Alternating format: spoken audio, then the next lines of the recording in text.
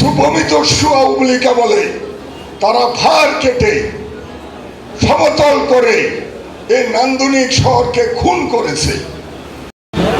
সম্পূর্ণ অপরিকল্পিতভাবে এই ড্রেনেজ ব্যবস্থাটাকে শেষ করে দেওয়া হয়েছে। এখানে অনেক ইঞ্জিনিয়ার আছে।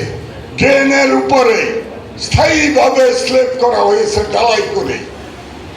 এখন বর্জ্যের কারণে, পলিথিনের কারণে সবগুলা ড্রেন অকার্যকর হয়ে গেছে।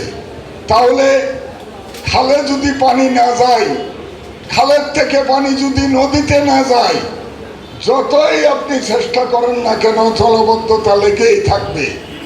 এই অপরিকল্পিত নগরায়নের কারণে প্রায় 200 বছর চট্টগ্রামকে পিছিয়ে দেওয়া হয়েছে। বিশেষ করে কিছু ভূমিদস্যু আওয়ামী লীগ বলে তারা ভার কেটে সমতল করে এই নান্দনিক শহরকে খুন করেছে।